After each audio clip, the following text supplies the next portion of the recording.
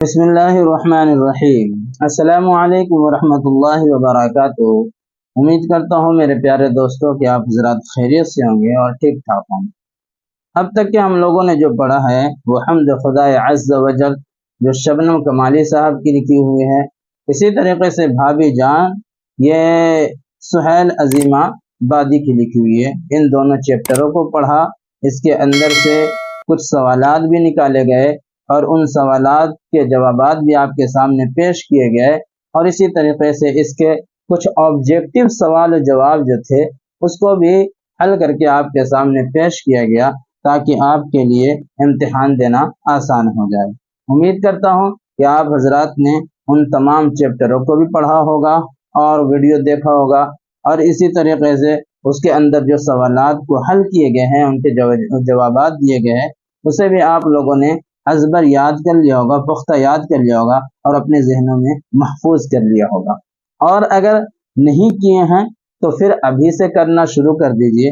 امتحان کے امید میں نہ رہیے کہ امتحان جب قریب آئے گا تب ہم جو ہے یاد کرنا شروع کر دیں گے، اس لیے کہ امتحان کی امید میں رہنے کی وجہ سے بہت مرتبہ ایسا ہوتا ہے کہ یاد نہیں کر پاتے، اور پھر جو ہے جو نمبر آپ کو لانا تھا وہ نمبر نہیں آ پاتا، اور پھر افسوس کے علاوہ اور کوئی چارہ کار نہیں رہ سکتا۔ اسی لیے آپ حضرات ابھی سے جو ہے تھوڑا تھوڑا کر کے ہر چیز کو یاد کرنے کی کوشش کریں۔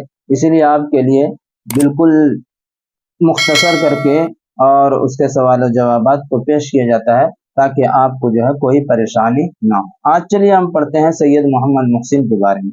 سید محمد محسن کا شمار اردو کے اہم افسانہ نگاروں میں ہوتا ہے، یہ بھی افسانہ نگار ہی ہے۔ وہ نفسیات کے پروفیسر تھے، یعنی ذہنی نفسیات، یعنی نفسیات کے پروفیسر تھے، اور نفسیات ان کا خاص موضوع تھا، یہی ان کا جو ہے ٹاپک تھا، موضوع تھا، عنوان تھا۔ ان کے افسانوں کا ایک مجموعہ انوکھی مسکراہٹ ہے، یہ ایک مجموعہ، ایک افسانے کا نام ہے انوکھی مسکراہٹ۔ اردو دنیا میں کافی مقبول و معروف ہوا، انوکھی مسکراہٹ جو ہے اردو دنیا میں کافی مقبول و معروف ہوا۔ اس مجموعے کی بیشتر کہانی نفسیاتی نوعیت کی ہے، نفسیاتی ذہنی نوعیت کی ہے، یعنی ذہن کے اوپر انہوں نے جو ہے وہ افسانے لکھے ہیں۔ خاص طور پر انوکھی مسکراہٹ ڈاکٹر محمد محسن کی ایک ایسی کہانی ہے، اس کے اندر یہ جو کہانی لکھے ہیں وہ ایک ایسی کہانی ہے جس کے ذکر کے بغیر اردو افسانے کی تاریخ، یعنی اردو افسانے کی جو تاریخ ہے، جو جب سے شروع ہوا افسانے کی تاریخ جو ہے، شاید مکمل نہیں ہو سکتی اس کے بغیر، یہ افسانے کے بغیر، یعنی اس کے اندر کہانی ایسی ہے، اتنا اہم، اس قدر اہمیت رکھتی ہے اس کہانی کی اردو افسانے کی تاریخ کے اندر۔ چلیے آگے۔ ڈاکٹر محمد محسن کی پیدائش 10 جولائی 1910 کو پٹنہ میں ہوئی، یہ یاد رکھنے کی، یہ سوال آ سکتا ہے، ڈاکٹر محمد محسن کی پیدائش کب ہوئی، کہاں ہوئی، دو سوال اس کے اندر بنیں گے۔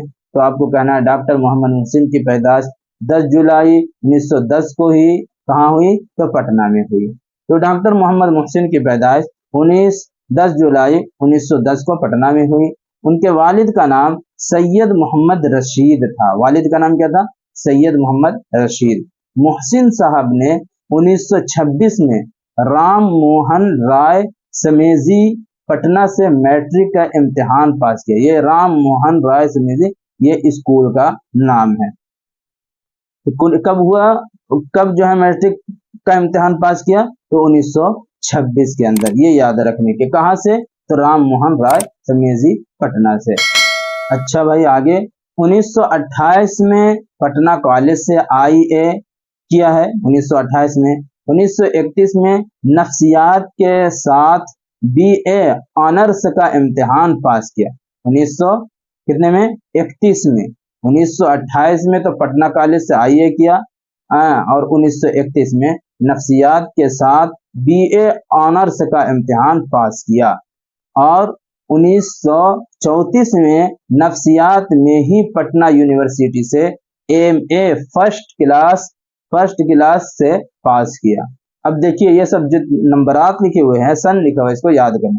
1928 میں کالج میں پٹنہ کالج سے IAA کیا، 1931 میں نفسیات کے ساتھ BA آنرس کا امتحان پاس کیا، और 1934 में नफ्सियात में ही पटना यूनिवर्सिटी से एमए फर्स्ट क्लास से पास किया और गोल्ड मेडल हासिल किया। यानी 1934 में पटना यूनिवर्सिटी से एमए फर्स्ट क्लास से पास करके गोल्ड मेडल भी हासिल किया। 1938 में वो पटना कॉलेज में शोबे फलसफा में आर्जी वक्ती तौर पर टेम्पोररी तौर पर लेक्चरर बहाल हुए।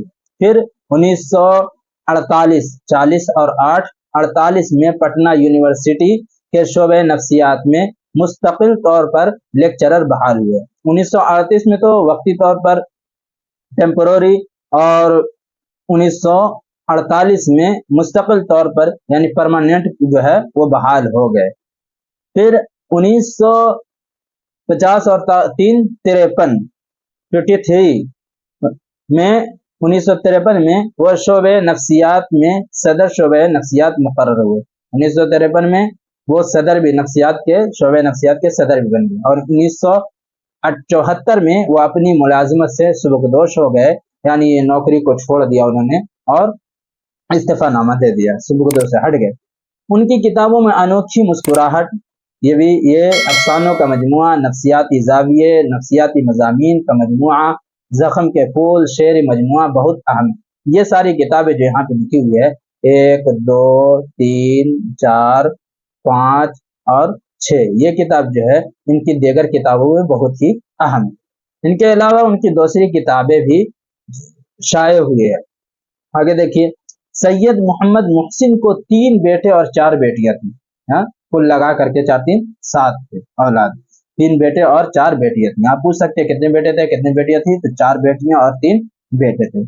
आपने 1973 में अपनी अहलिया के साथ हज का फरीजा भी अदा किया था। 1973 में उन्होंने हज किया था। ये सारी चीजें याद करने की है, जहन में रखने की है, इम्तिहान में काम आ सकता है।